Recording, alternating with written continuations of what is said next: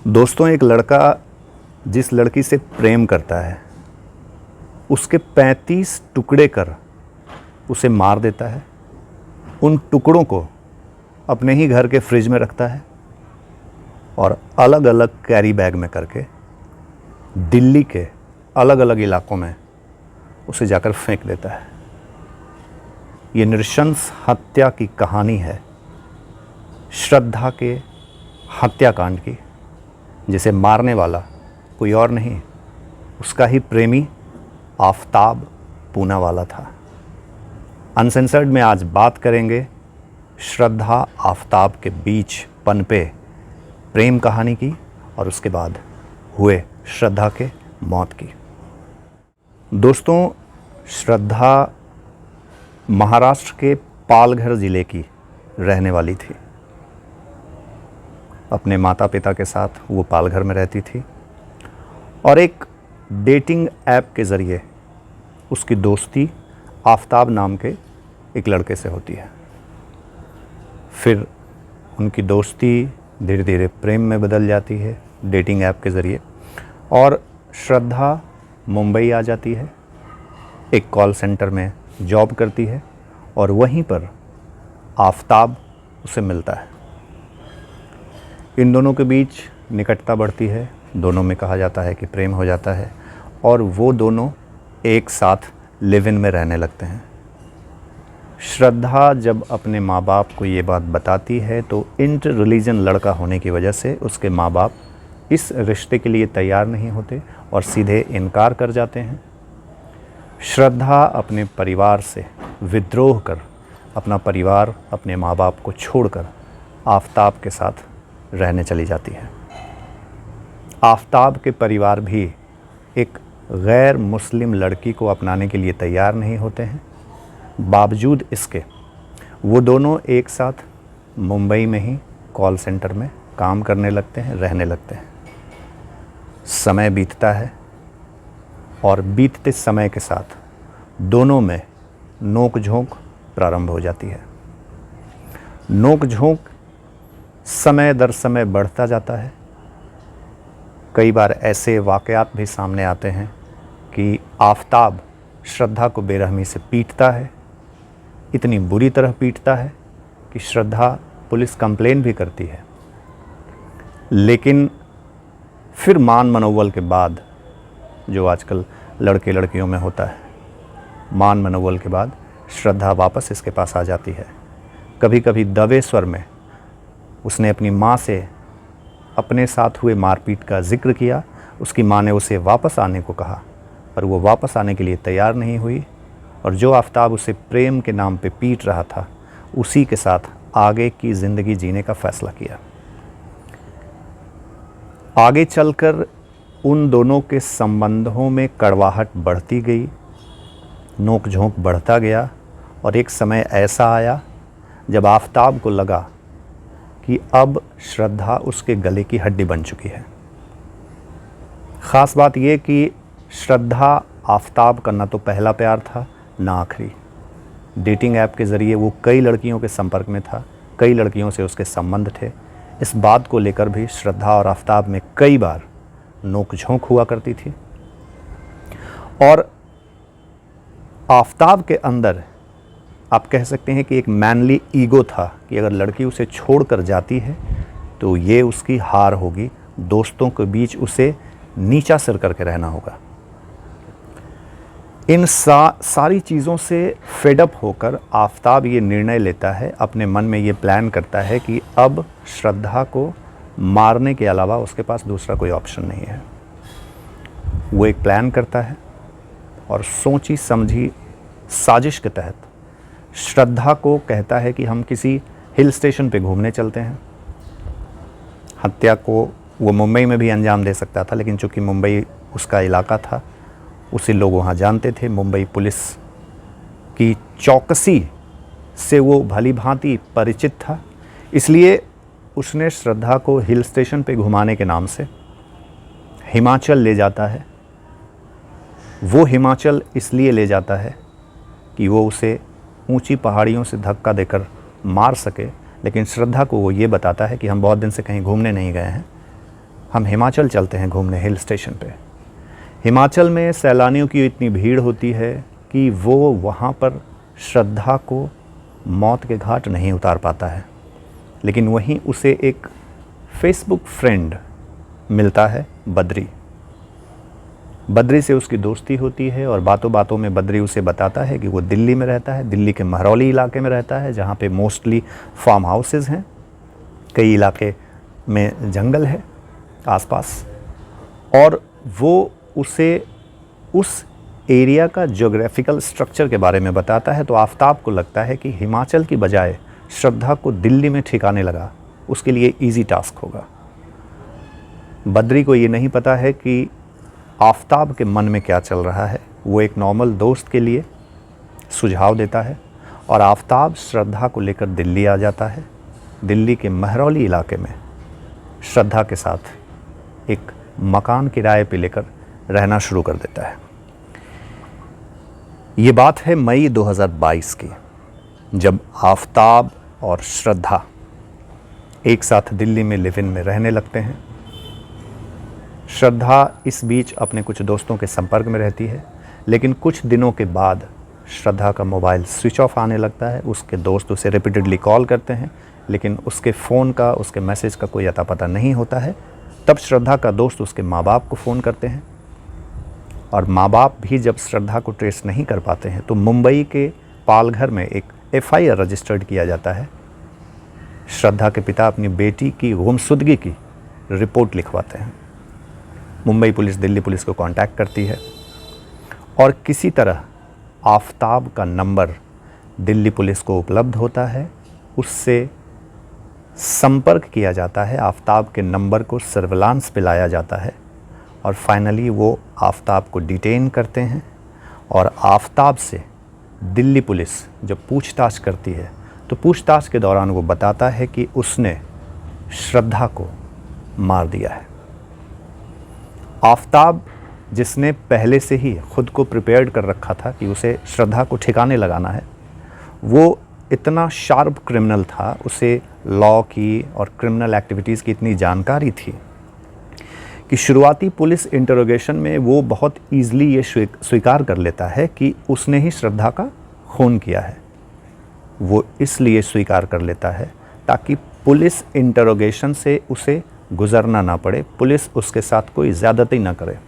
और उसे ये भली बात ही पता है कि पुलिस कस्टडी में दी गई बयानों की कोर्ट में कोई अहमियत नहीं होती।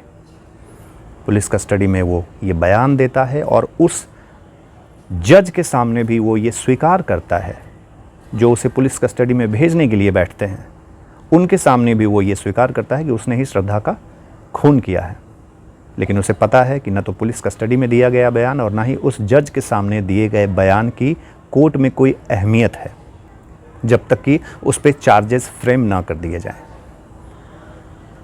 पुलिस की पूछताछ में जो बात सामने आती है वो यूँ आती है कि आफताब ये कबूल करता है कि एक दिन श्रद्धा से उसकी बहस हो जाती है, बार बार श्रद्धा उस पर शादी का दबाव डालती है, लेकिन आफताब शादी से इनकार करता है। इसी बात को लेकर उनमें बहस होती है। इसका एक दूसरा पहलू ये है कि एक दिन डिप्रेस होकर आफताब से श्रद्धा एक अपने दोस्त से मिलने जाती है। एक नाइट वो कहीं और रहती है। अगले दिन जब वो वापस घर आती है दोपहर में, तो आफताब उससे पूछता है कि तुम कहाँ थी। वो बताती है कि मैं एक दोस्त के यहाँ थी और इस बात पे उनकी जिरह हो जाती है। ओवरऑल उनके बीच एक झगड़ा होता है, जिसका कारण ये होता है कि एक नाइट आउट श्रद्धा का और आफताब के कई लड़कियों से फ्लर्टिंग, चैटिंग, संबंध और सबसे बड़ी बात कि लिव इन में रहना पर शादी करने से इनकार करना, इन तमाम बातों को लेकर उनके बीच हाथापाई होती है और उसी हाथापाई में आफताब श्रद्धा की गला दबाकर हत्या कर देता है। हत्या होने के बाद लाश ठिकाने लगाने का एक बड़ा मुद्दा आफताब के सामने आता है। आफताब श्रद्धा की लाश को पहले खींचकर बाथरूम में ले जाता है और बाथरूम में बंद कर देता है और उसके 2 दिन तक वो उस लाश को ठिकाने लगाने के लिए अलग अलग केमिकल्स, काटने की आरी, एक बड़ा सा फ्रिज, ब्लैक कलर की पॉली बैग्स, 2 दिनों में वो ये चीज़ें इकट्ठा करता है। हैरत की बात यह है कि श्रद्धा को मारने के बाद आफताब जोमेटो से खाना ऑर्डर करता है, खाना खाता है और बैठकर ये सब प्लानिंग करता है कि लाश को कैसे ठिकाने लगाता है। फाइनली वो ये प्लान करता है कि श्रद्धा के लाश के टुकड़ों को अलग अलग जगहों पे फेंका जाएगा ताकि लाश की शिनाख्त ना हो सके और उसे पुलिस खोज ना पाए।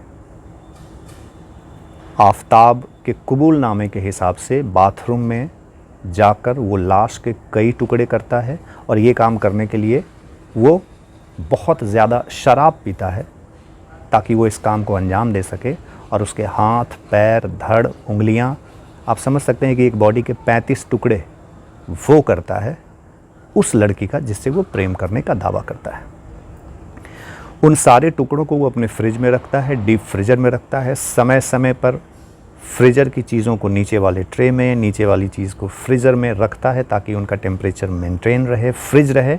और इस दौरान अभी वो आधे टुकड़ों को ही कभी महरौली के जंगलों में, कभी दिल्ली के अलग अलग जगहों पे वो हर कैरी बैग को फेंकता जाता है।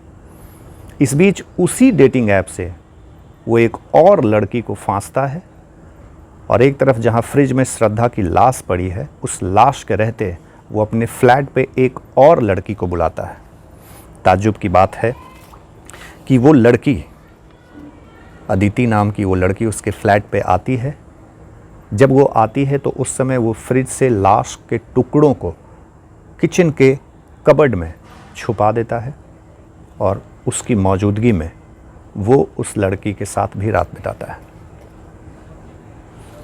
फ्रिज में जो बाकी लाश के टुकड़े बच जाते हैं, आफताब ब्लू टॉर्च के ज़रिए उसे जलाकर, बर्न कर, उंगलियों को जलाकर इस तरह से लाश को छत विक्षत कर अलग अलग जगहों पे फेंकता है कि पुलिस उसे रिकवर ना कर सके। समय समय पे वो न्यूज़ चैनल्स देखता रहता है ताकि उसे ये खबर मिलती रहे कि दिल्ली में कहीं से लाश के टुकड़े तो नहीं बरामद किए जा रहे हैं। एक पेशेवर क्रिमिनल की तरह वो पूरे लाश के टुकड़ों को अंजाम देता है और जब वो सारे टुकड़ों को ठिकाने लगा देता है तो श्रद्धा का मोबाइल वो वापस ओपन करता है, उसके सोशल मीडिया अकाउंट्स को हैंडल करना शुरू करता है, अपने उस श्रद्धा के दोस्तों के मैसेजेस का रिप्लाई करता है और कुछ समय बाद वो वापस मुंबई जाता है और मुंबई में मीरा भाईंदर की खाड़ी जो है समुद्र की, उसमें मोबाइल को फेंक देता है। वापस वो दिल्ली आ जाता है और इस बीच दिल्ली पुलिस और मुंबई पुलिस की तफ्तीश में जब ये सारे घटनाक्रम और सारी बातें सामने आती है तो पुलिस की गिरफ्तारी में वो इन सारे चीज़ों को कबूल करता है। लेकिन आप सोचिए कि उसका शातिरपना कि पुलिस कस्टडी और कस्टडियन मैजिस्ट्रेट जो होते हैं उनके सामने दिए गए बयान से जब उस पर चार्जेस फ्रेम किए जाते हैं और जब एक्चुअल ट्रायल केस का शुरू होता है तो एक्चुअल कोर्ट में जाते ही आफताब अपने इन तमाम दिए गए बयानों से मुकर जाता है। आफताब सीधे डिनाई कर जाता है कि उसने श्रद्धा का खून किया भी है या नहीं। उसका सीधा कहना होता है कि मैंने ये खून नहीं किया है। और असल खेल अब शुरू होता है क्योंकि इसके पूर्व में दिए गए बयानों का कोई मतलब नहीं है, ये आफताब को अच्छे से पता था। और बयान से मुकरने के बाद ट्रायल शुरू होती है। 200 से भी ज़्यादा गवाहों का इसमें गवाही शुरू होता है। और दुर्भाग्य की बात कहें, सिस्टम के फेलियर की बात कहें कि आज तक वो गवाही चल रही है, पूरी नहीं हुई है। श्रद्धा के पिता और श्रद्धा आज भी न्याय के लिए तरस रहे हैं। विभत्स बात ये कि श्रद्धा के कुछ बॉडी के पार्ट्स जो पुलिस ने महरौली और आसपास के जंगलों से रिकवर किया था, उसे केस प्रॉपर्टी के नाम पे पुलिस अपने कब्जे में रखती है और क्रीमेशन के लिए, अंतिम क्रिया के लिए आज तक वो श्रद्धा के पिता को नहीं सौंपा जा सका है, ये कहकर कि ये केस प्रॉपर्टी है और गवाहों का गवाह दर्ज किया जा रहा है, इसलिए ये हम आपको हैंडओवर नहीं कर सकते हैं। ये कुछ ऐसा नियम है, ऐसा कानून है जिसमें कि ये प्रावधान है। केस आज भी अंडर ट्रायल है। आफताब तिहाड़ जेल में बंद है। श्रद्धा मौत के मुंह में जा चुकी है और उसके पिता न्याय के लिए आज भी दर दर की ठोकर खा रहे हैं।